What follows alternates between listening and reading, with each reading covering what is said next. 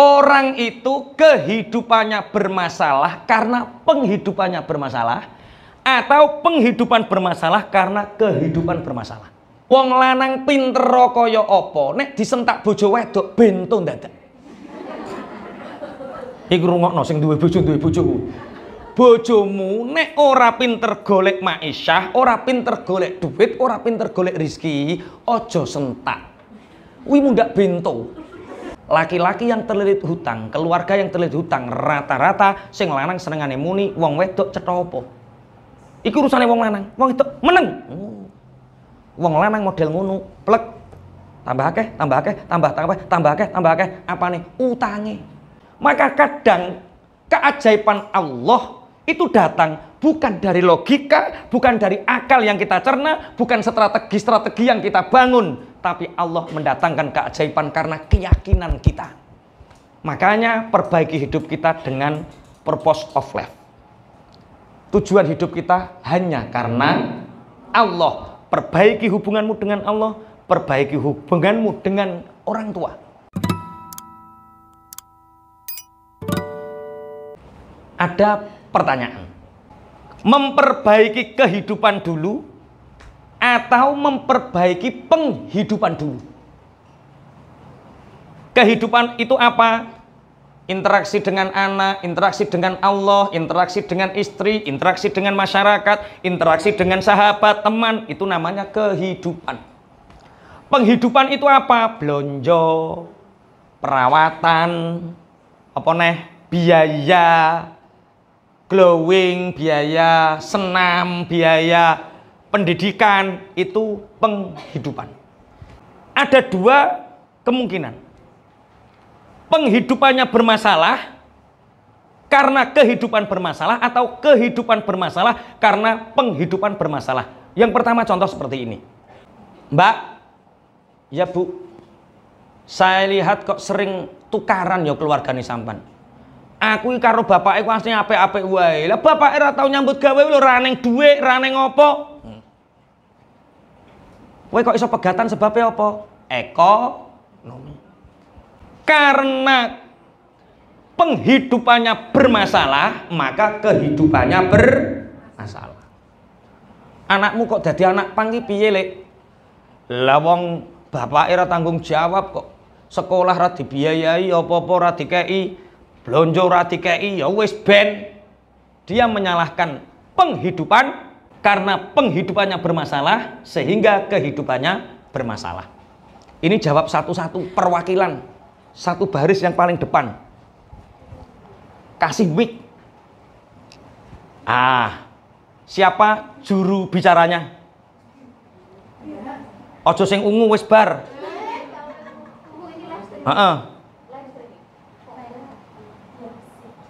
Oke. Menurut Ibu, siapa yang jawab? Tentukan dulu. Menurut Ibu. Lu kok pindah-pindah gitu ya, toh? Oke, yang paling sepuh. Orang itu kehidupannya bermasalah karena penghidupannya bermasalah, atau penghidupan bermasalah karena kehidupan bermasalah. Pilih salah satu. Kalau menurut saya, kehidupan yang bermasalah Menjadikan penghidupan bermasalah. Contoh. Kalau kita di kehidupan kita ataupun di keluarga kita tidak bisa menjadikan lebih baik, itu akan mengakibatkan di penghidupan dari segi keuangan ataupun yang lain, itu akan bermasalah. Oke. Baris kedua, pilih salah satu, kasih contoh atau kasih keterangan.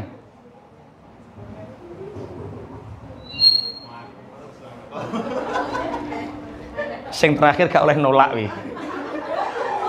Kok do karo numpak bis dadak. Ayo, milih mana? Kehidupan bermasalah karena penghidupan bermasalah, atau penghidupan bermasalah karena kehidupan bermasalah? Penghidupan itu akan bermasalah kalau kehidupan kita bermasalah. Karena kalau kita selesai dengan keluarga kita, maka penghidupan juga akan baik. Oke. Loro kok podo? Ada yang beda? Yang beda dapat door prize? Oke, enggak beda, ada yang beda. Tadi malam di pondok saya itu ngajinya itu ada door prize-nya. Sebenarnya door prize-nya umroh. Tapi uangnya belum cukup, akhirnya door prize-nya ya mesin cuci. Terus hewan kurban. Kemudian ada 90 gamis, mukena, sarung dan lain sebagainya. Ono sing mas-masan barang ya ono. Oke. Ada seorang teman. Dia dari kecil pinter, alim, disiplin. Ketika mudanya dia mudah untuk mengumpulkan uang.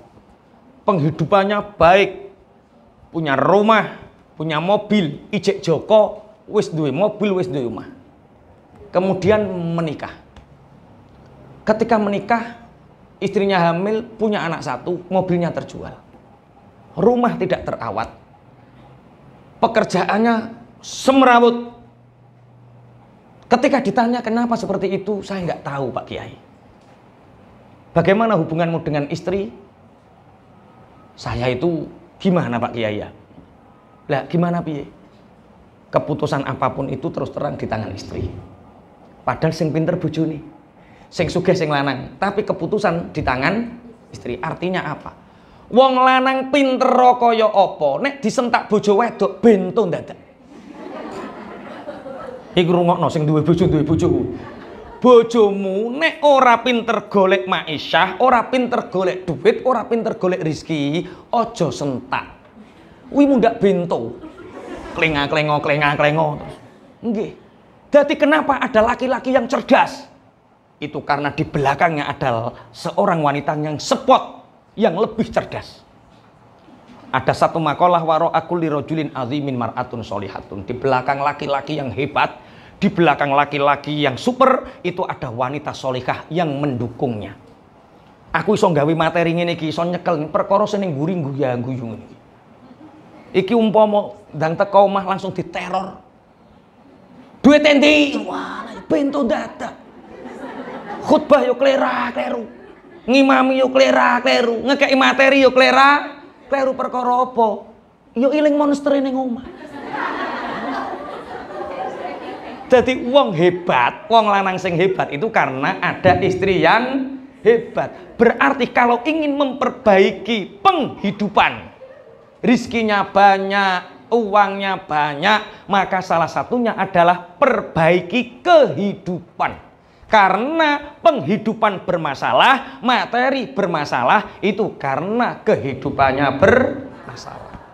Makanya ada orang terlilit hutang 3M. Tak tanya, bagaimana hubunganmu dengan Allah? Jawabannya, Pak Yai, aku rene iki butuh duit lunas utang. Kok hubunganku karo Allah mbok takokno bering? Pokoke ning duit 3M saiki lunas. Nek sampean duwe kei, gak duwe rasah kakek ngomong.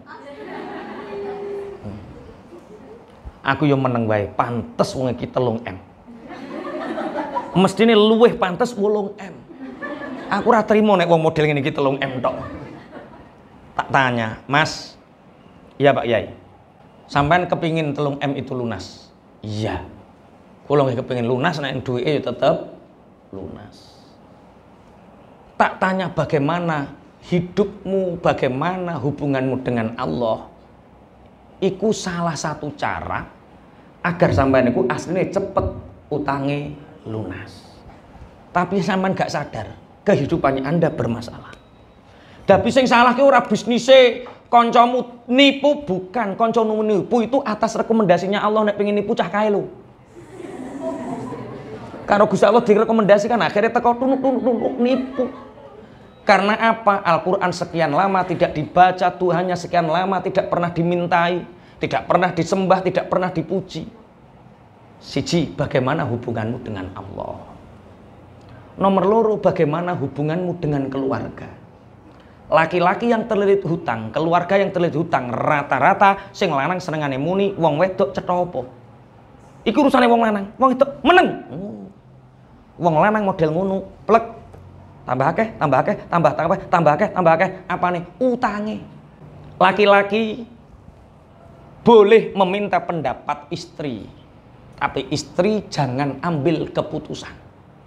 Dik, aku apa ngene iki cara sampean piye, Dik? Nek cara aku ngene, Mas, tapi aku gak menentukan loh, keputusan di tangan jenengan. Iku wong wedok sing sholihah. Ana wong wedok, pokok ngene. Gak ngene turu njaba. Ayo, mulai. Pokok ngene gak ngene turu njaba. Wong wedok kok ngono ki lho piye?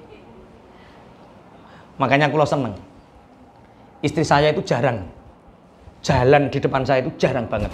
Bahkan seakan-akan kalau nggak di rumah nggak pernah. Kalau di luar itu mesti jalan di belakang saya. Kenapa? Kalau dalam kitab Ta'limul Muta'alim, seorang istri yang berjalan di depan suami, cenanalan di si ibu julanange, maka si keluarga ini akan diuji oleh Allah dengan kesempitan rezeki.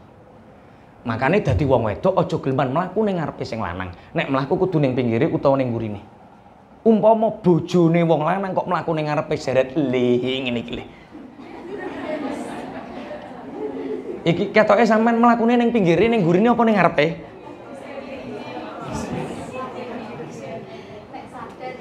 Gage to, Pak? Gage.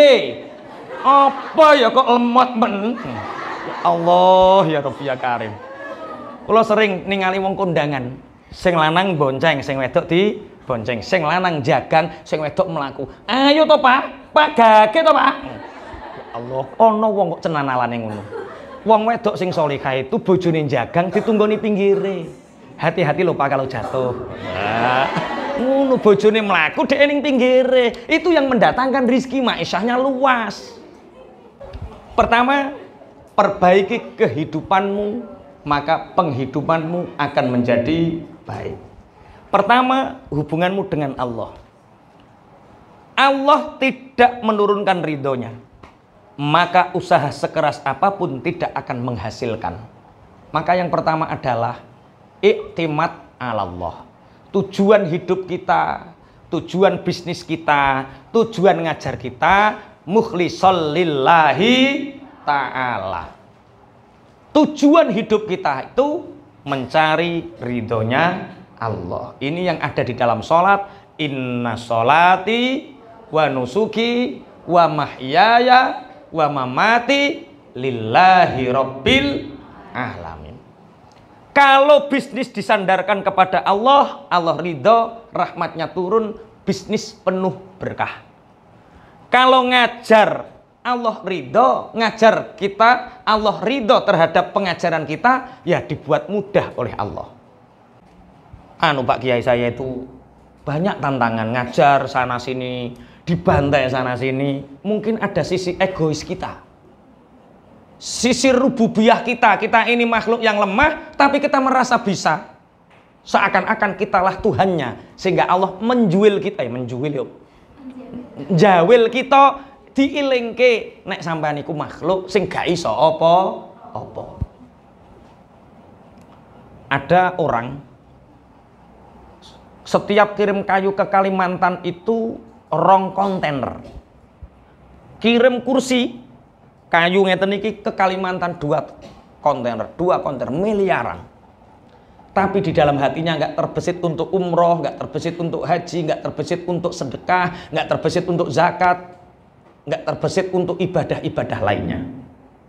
Sehingga saat itu pangapunten dijatuhkan oleh Allah, bangkrut, punya hutang tidak banyak 300 juta, tapi asetnya sudah habis. Allah ridho. Tak kandhani kowe iki lagi dijawil karo Allah. Rasane kok wis kaya ngene iki. Kuwi urung dikamplengi, nek dikamplengi tambah loro kowe.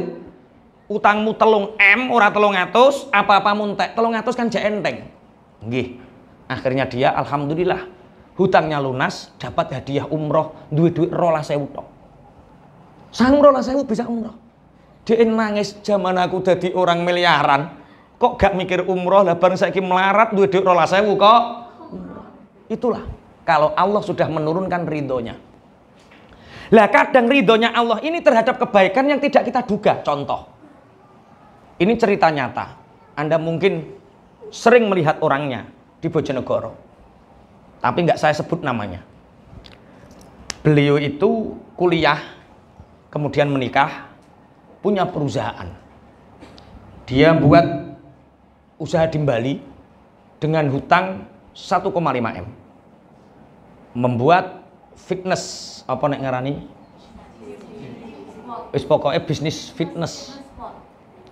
Terus sambil jualan susu sari kedelai dengan alat sekian ratus juta. Ternyata Bali saat itu gempa. Otomatis alat-alatnya rusak semua. Untuk renovasi bangunan saja sudah sewa. Akhirnya dia terlilit hutang di angka semua dijual untuk bayar hutang. Dia punya hutang sekitar 750 juta. Cerita sama temennya, diajak ke pondok. Pak Kiai, bagaimana ini saya. Lah kira-kira sing ape bodol apa, Mas? Saya itu punya sawah yang tidak pemberian orang tua, murni sawah saya. Karena saya beli dengan keringat saya sendiri, ini kalau saya jual lakunya 1 M. Lunas utang saya. Tapi ibu nggak ridho. Isini wong le, wong bapakmu terkenal sugih, Pak Depalemu terkenal sugih, kue kok bangkrut, adol sawah, nah jantukanmu dewe, ibu gak ikhlas.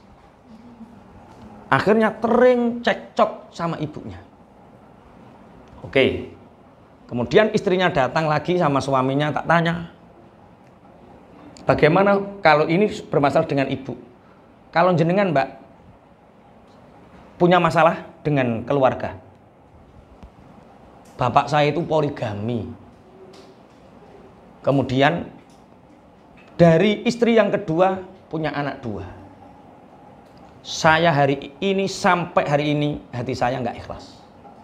Sama ibu yang kedua karena menyakiti ibu yang pertama saya nggak ikhlas, dendam. Karena dia punya hutang nurut sama saya.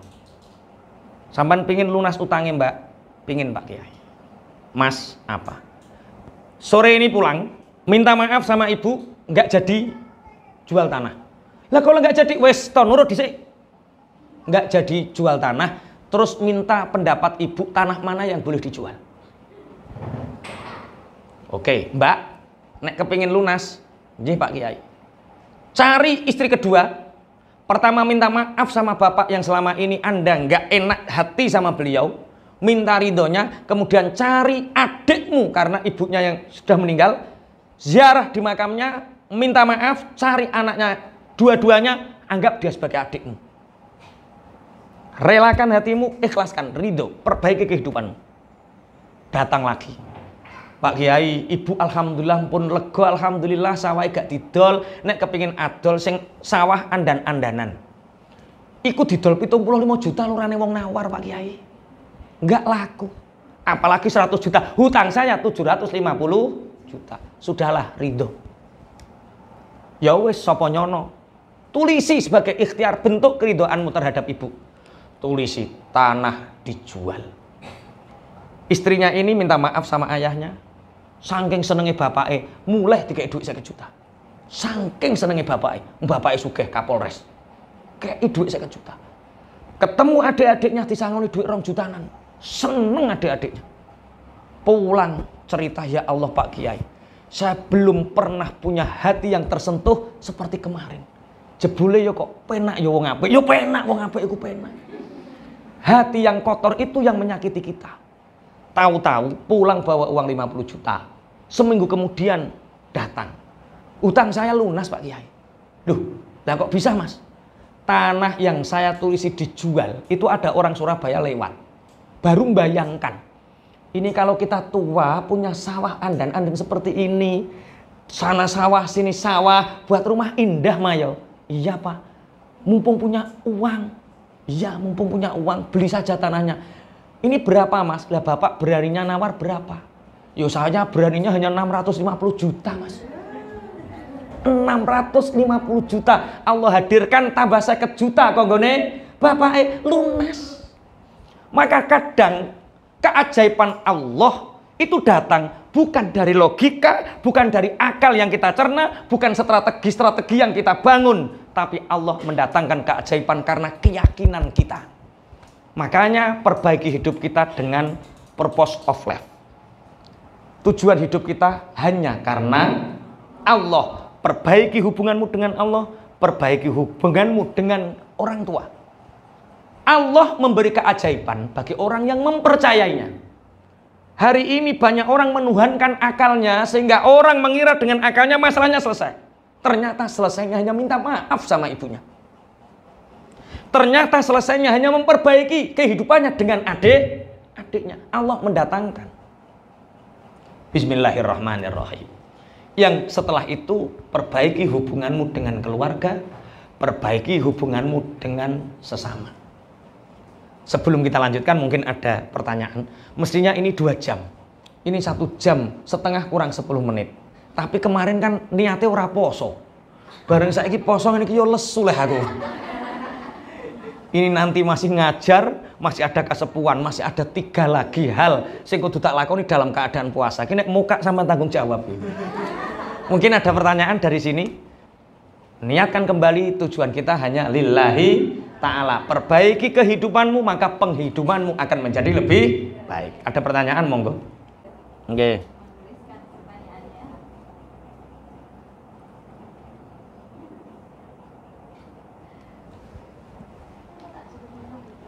Jadi intinya Allah sering memberikan keberuntungan kepada kita. Tapi kita tidak menyadarinya karena Anda tidak menganggap itu keberuntungan dan Anda menganggap itu adalah dari hasil kerja keras kita. Bahkan setiap hari kalau kita ingat, ternyata keberuntungan itu datang pada setiap saat. Marai akeh wong muni keberuntungan itu datang pada waktu yang dibutuhkan. Nah, akhirnya wayah butuh tok kowe beruntung. Yakini bahwa keberuntungan itu akan datang kepada kita setiap waktu, setiap saat. Allahumma amin.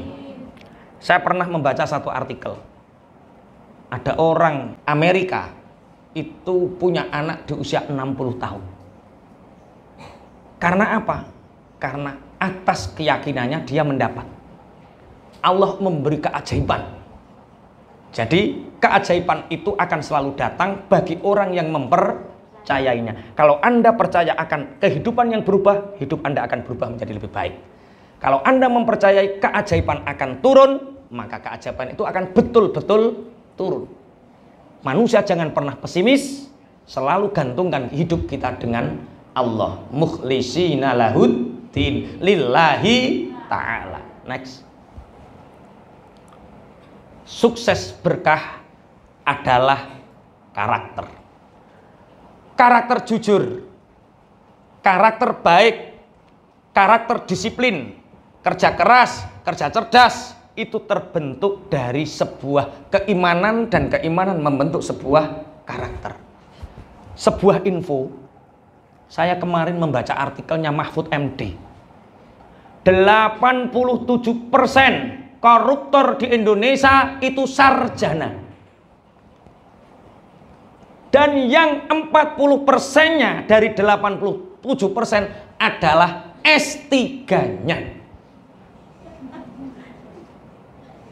Selepasnya itu dibagi S1 dan S2. Kata Pak Mahfud, mungkin yang S1 belum punya kesempatan. Berarti yang salah apa? Bangsa ini sudah menjadi bangsa yang cerdas. Bangsa ini sudah menjadi bangsa yang banyak orang yang berpendidikan, tapi tidak menjadi bangsa yang berkarakter. Buruk sekali karakternya. Maka di dunia ini ada salah satu negara yang mendisiplinkan karakter. Ajaran tata krama etika dimulai dari kecil. Dan saat ini pangapunten. Kalau tak cerita, ini kisah nyata. Kuli bangunan dengan arsitek, secara logika, cepet sugenti arsitek dengan kuli bangunan. Arsitek gambarnya laku, kalau dia bermain properti borong juga laku. Kuli hanya seorang kuli. Tapi kuli ini punya dedikasi. Sholatnya rajin, jujur, cerdas, hanya saja nasibnya menjadi kuli. Suatu saat kuli ini bertemu dengan pemborong dan pemborongnya ini agak kebingungan. Kok bingung ada apa, bos? Iki lho piye ngene-ngene. Oh, kalau saya seperti ini. Kok iso yo? Jadilah jadi asisten pemborong. Setelah jadi asisten pemborong, relasinya banyak. Akhirnya kenal dengan arsitek ini. Arsitek ini culas. Dia pinter gambar, tapi dia menipu, sering bangun rumah rayap. Rumah rayap itu kelihatannya indah, tapi keropos. Asisten pemborong yang asalnya kuli ini dipanggil sama arsitek. Kamu sampai kapan jadi asisten pemborong? Lah nggak tahu bos. Gini, ini ada beberapa garapan, ya bos. Tak kasih garapan. Garap dengan baik, ya. Tapi diajari. Iki koko semene longi, ini lengone, kurangi. Sehingga rumah itu terbentuk sangat indah, tapi keropos. 1 tahun, 2 tahun lapuk. Sehingga orang yang asalnya kuli jadi pemborong ini, pangapunten bos, kalau seperti ini saya nggak bisa. Saya ingin keluar saja, saya ingin garap proyek-proyek kecil saja, saya nggak ingin. Hati saya menolak bos. Karena apa? Antara gambar dengan kenyataan tidak sesuai. Bangunan ini rapuh seperti orang bangun rayap. Pemborong yang keluar ini jadi orang besar, kaya, rumahnya banyak, mobilnya banyak, anak-anaknya solihah. Sedangkan arsitek ini, pangapunten, jatuh. Usia semakin tua, orderan semakin sedikit, arsitek muda semakin banyak. Sehingga kehidupannya sangat masyakoh. Si pemborong ini taruhlah namanya Raja. Taruhlah arsitek ini namanya Raju. Raja mengatakan pada istrinya, Bu, ya Pak, kita bisa seperti ini karena siapa yo? Yo karena jenengan, enggak, jasa siapa yang paling besar? Seingat saya Pak Raju. Oh ya, Pak Raju itu sebenarnya kalau dia ingin baik, dia sudah bisa beli rumah loh. Sampai hari ini masih ngontrak, Bu. Kasihan Pak Raju itu. Lah gimana Pak? Kalau kita tolong gimana, Bu? Ya nggak apa-apa, ini ada uang 450 juta. Ini nanti kita buatkan rumah, nanti kita kasih kepada Pak Raju. Iya. Ditelepon, Pak Raju, iya Pak Raja, posisi di mana? Saya di rumah kontrakan. Bisa ke rumah sebentar? Ke rumah. Masya Allah, Ja, kamu kok sukses seperti ini? Ya itu berkat bimbingan jenengan Pak Raju. Keluargamu di mana? Gini-gini, alhamdulillah ya berkah semua, iya. Lah saya loh Ja, sampai hari ini itu belum bisa buat rumah. Gini Pak Raju, orderannya kan semakin sepi. Ya ini tak kasih order. Ini ada uang 450 juta Pak Raju, tolong buatkan rumah. Pikirannya Pak Raju ini, ambil untung yang banyak, gambarnya diperbaiki, 450 juta cukup bangunkan 150 atau 200 saja. Keuntungannya 250 biar dia. Dibangun, bangun besar, tapi seperti rumah rayap. Selesai, ini Pak Raja alhamdulillah proyeknya sudah selesai. 450 juta seperti ini. Wah, kuat ya alhamdulillah, bagus ya, bagus. Gini Pak Raju, saya sukses itu berkah jenengan.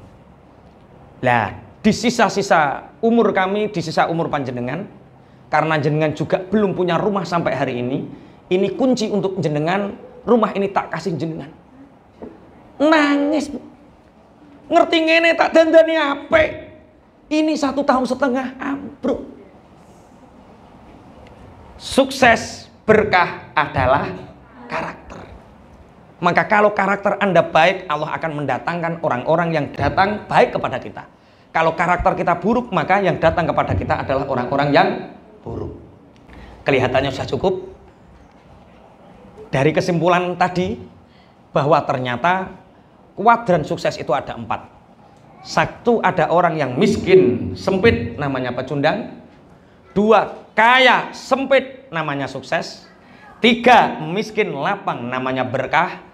4, kaya dan lapang, namanya sukses berkah. Maka jadilah yang nomor 4, jadilah orang yang sukses dan lapang, namanya sukses berkah, kaya dan lapang.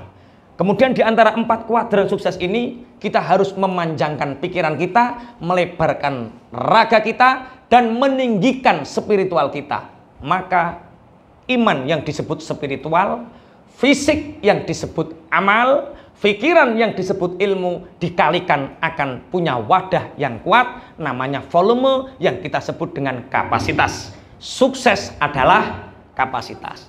Dan kapasitas ini terbentuk semua dari karakter kita. Karakter apa? Karakter baik terbentuk dari keimanan kita kepada Allah yang disebut mukhlishina lahuddin lillahi ta'ala. Salat kita, ibadah kita, kerja kita, ngajar kita semua karena Allah. Ini yang bisa kami sampaikan.